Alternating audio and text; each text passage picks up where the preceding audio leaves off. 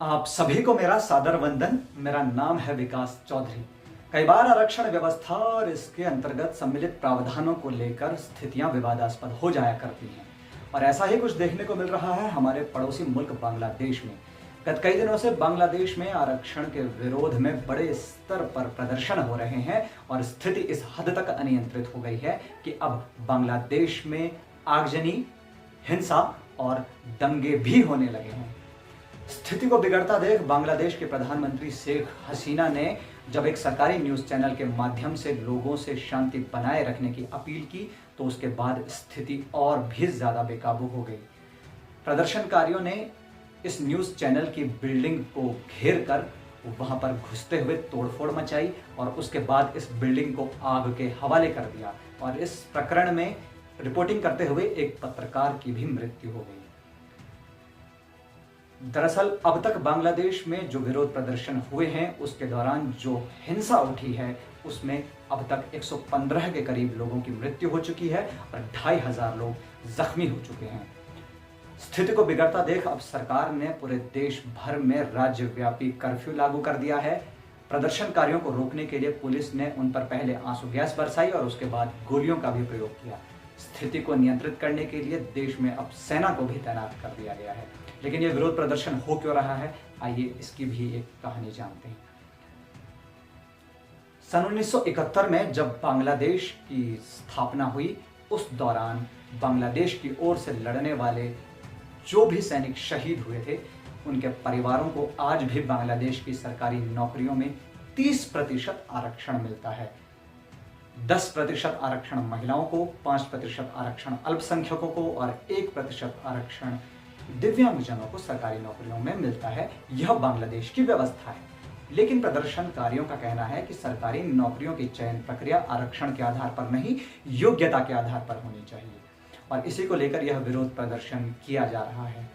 अभी बांग्लादेश में अब इंटरनेट और मोबाइल की सुविधाएं ठप पड़ चुकी हैं और देश में सेना तैनात कर दी गई है और भारी संख्या में पुलिस को तैनात किया गया है ताकि विरोध प्रदर्शन को रोका जाए।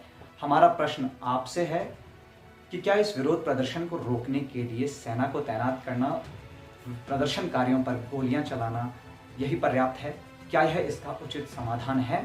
बहरहाल हम अब आगे बढ़ते हैं। दरअसल आरक्षण की व्यवस्था को सन 2018 में समाप्त कर दिया गया था, लेकिन जून 2024 में ही ढाका हाईकोर्ट ने फिर से इस आरक्षण व्यवस्था को लागू कर दिया था, जिसके बाद बांग्लादेश की आम जनता में भारी गुस्सा था।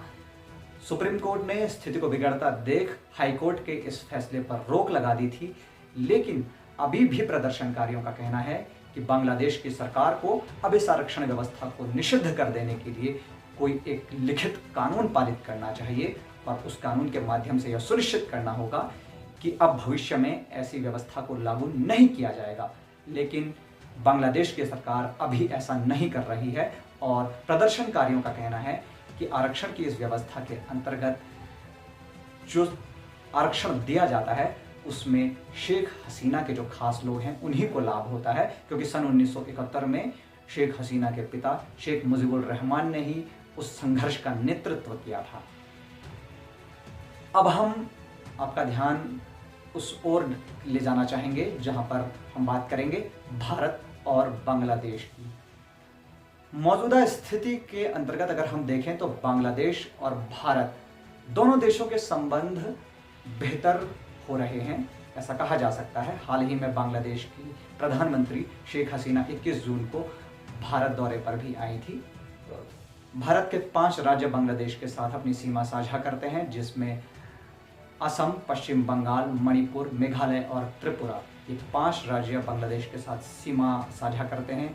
इसके अलावा दोनों देशों के बीच जल बंटवारे को लेकर, भूमि विवाद को लेकर के अभी कुछ बातचीत की गई और इसके माध्यम से अब विवादास्पद स्थितियों को संभालने का प्रयत्न किया जा रहा है। विदेश मंत्रालय के मुताबिक बांग्लादेश में जो विद्रोह प्रदर्शन हो रहा है इसमें भारतीय छात्र जो भी बांग्लादेश में पढ़ते हैं उनकी स्थितियां अभी सही हैं, वे सुरक्षित हैं। लगभग 1000 विद्यार्थी अभी बॉर्डर पार करके भारत आ चुके हैं। भारत के 8500 विद्यार्थी बांग्लादेश में विभिन्न विषयों की पढ़ाई करते हैं। इसके अलावा लगभग 15,000 के करीब भारत के आम नागरिक वहाँ पर रहते हैं। वहाँ पर छिड़ रहे विरोध प्रदर्शन के कारण अब तक मेघालय बॉर्डर से भूटान, नेपाल और भारत के कई लोग भारत की सीमा में प्रवेश कर चुके हैं।